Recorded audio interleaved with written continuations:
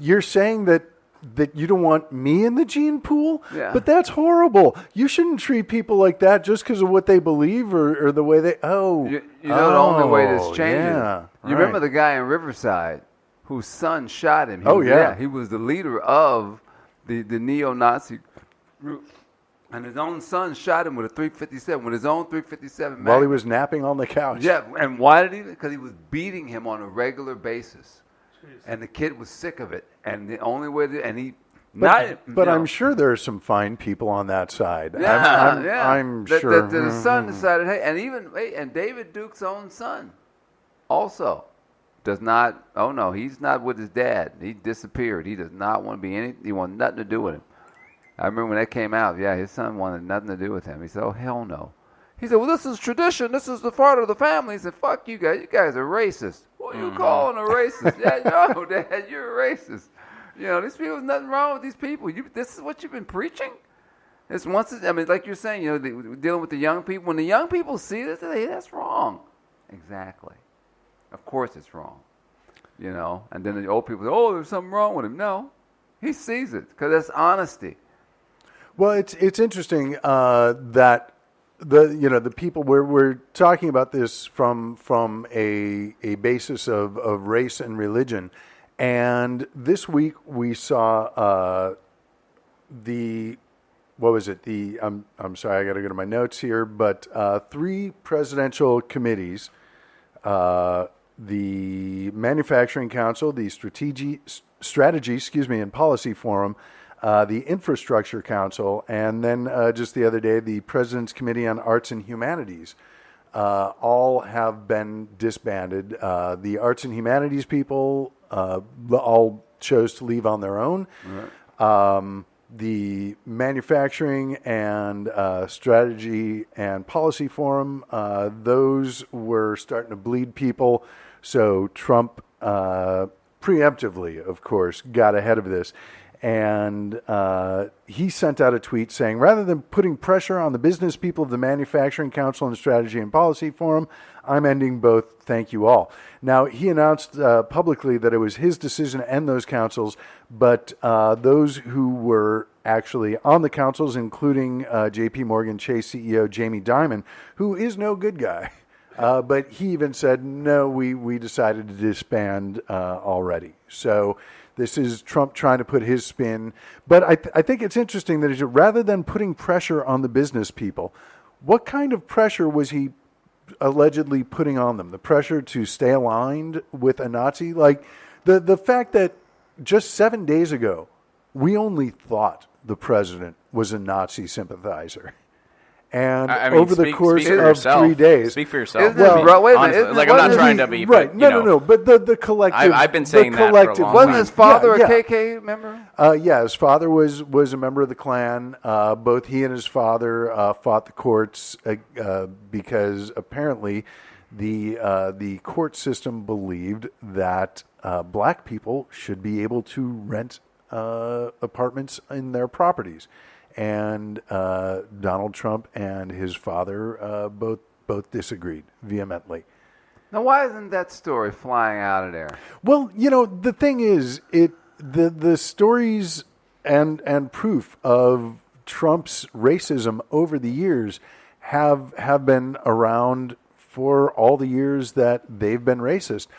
But I think a lot of people on the left sort of let the stories go when they saw that they didn't really have much power, that people even on the right, were like, well, this guy that you guys want to elect, he's a racist, he's a bigot. And the right basically answered, yeah, so? Yeah. See, you know what? I'll be honest with you, though. I think there's a little more to it than that. And this is one area where I say we, and when I say we, I'm going to say the left. I think there's a little bit of fault on the left, and that goes from everywhere from the center, the center left, the more establishment Democrat, to the further left, and everything in between. Because we, and I don't mean like any of us individually, and I know, Carl, you're on the other side of the fence anyway, but like we, as a collective, have cried racism for a pretty long time. And sometimes it wasn't always warranted. So similar to the boy that cried wolf, well, now we have a true racist. I mean, people called Bush a racist. George W. Bush is despicable. George W. Bush is a war criminal. Did he do anything to warrant the term racist? I can't think of anything. Well, But I mean, people his said that response to about him. Katrina, Well- a lot of people thought was couched in his racism. That's a fair chiefly point. among them, That's a fair Kanye point. West, who embarrassed the fuck out of Michael Myers during a national telethon. Right, yeah. But here's the thing, like, and we could try to think of for instances all day, but the fact is that it happens. And now, so it's similar to like the boy cry wolf thing. Now, when people were like, Trump's a racist, oh, dude, here it is, the left being so PC and blah, blah, blah. He just says what's on his mind. No, he's an actual racist. But the left did cry wolf times before, so people didn't buy it as much this time. And now we have a true racist. We have a true Nazi sympathizer. Well, let me in ask the you a White question, House. sort of playing devil's advocate here, but with all the demonization we saw over the 8 years of Obama's administration and all the signs of like Obama dressed up like a Nazi, and the other shit that these people held up at their Tea Party protests, now we have, an actual Nazi. Do you think that is,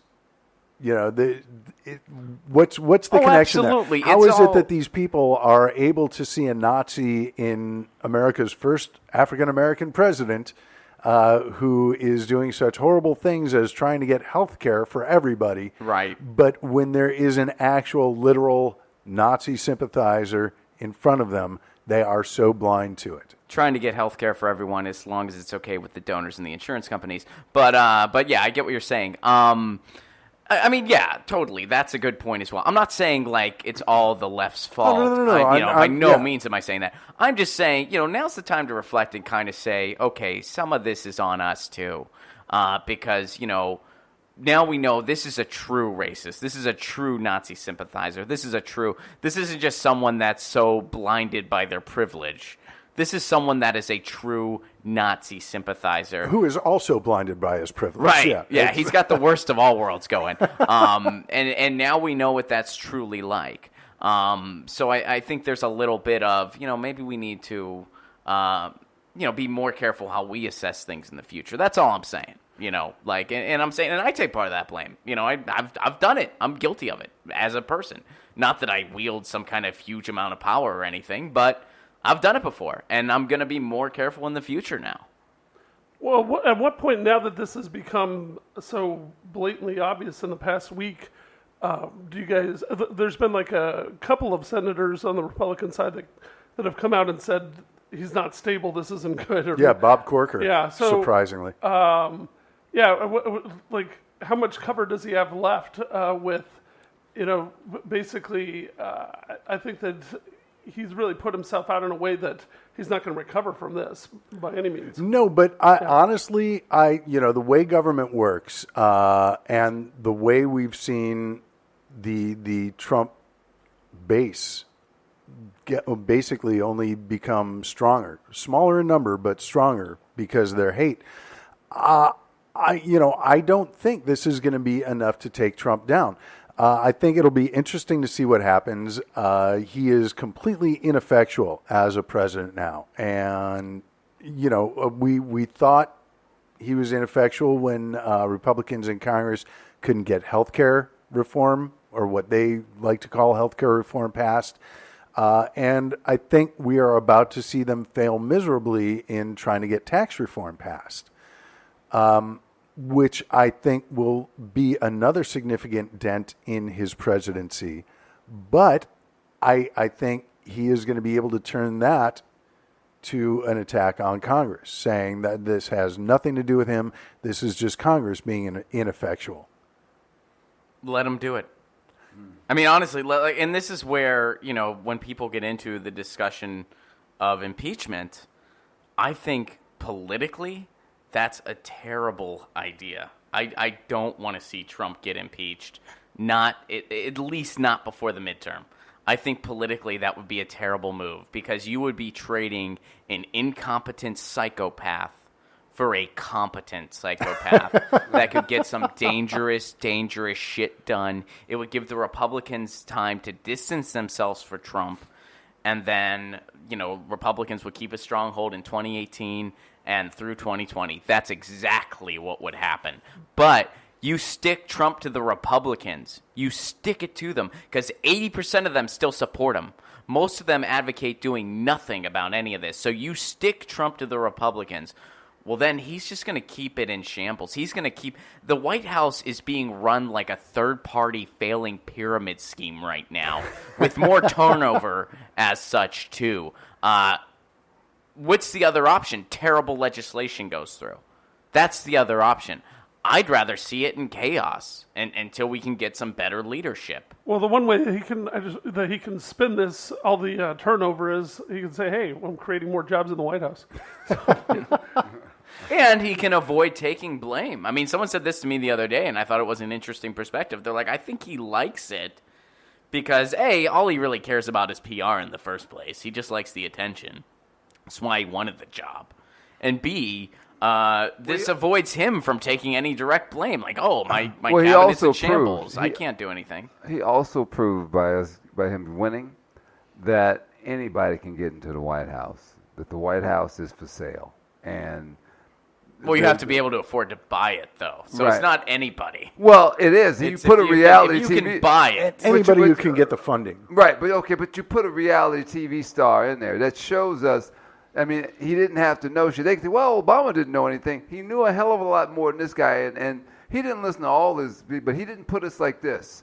Well, okay, I don't know why you're being so cynical. I, for one, am really excited about Guy Fieri's healthcare plan in 2024. So you guys can go be negative Nancy's, but I'm stoked. Donkey sauce for everyone. Did you call us negative Nancy? Never heard that. You never heard that? No. Really? It's a thing. Yeah. All the kids are saying Sort of the negative nabobs of negativity, or what was that? The nattering nabobs of negativity.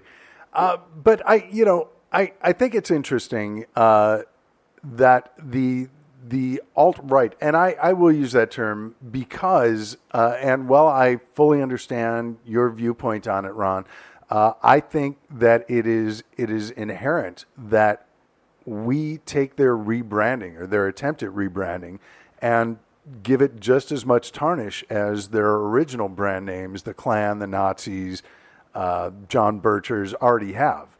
That sounds more work. That sounds like more work than just taking it away from them. Being like, no, you don't get this. You don't get to put a bow on what you are. You're a racist. You're a white supremacist. You're a neo-Nazi. That is what you are. You're not alt-right. You're not a white national. No, you're a white supremacist. You're a racist. You're a neo-Nazi. You don't like being called any of those three things, but that is what you are. That is what we're going to call you, and that is what we're going to say about you when we expose you on social media. I've been to a lot of protests in my life. I'd be proud if I was identified at any one of them. I went to protest against the Iraq War. I went to protest for gay marriage, to get gay marriage legalized before it was. I've been to protests for anti-fracking, against fracking. I've been to protests in favor of DAPL, supporting, against the pipeline, supporting the water protectors.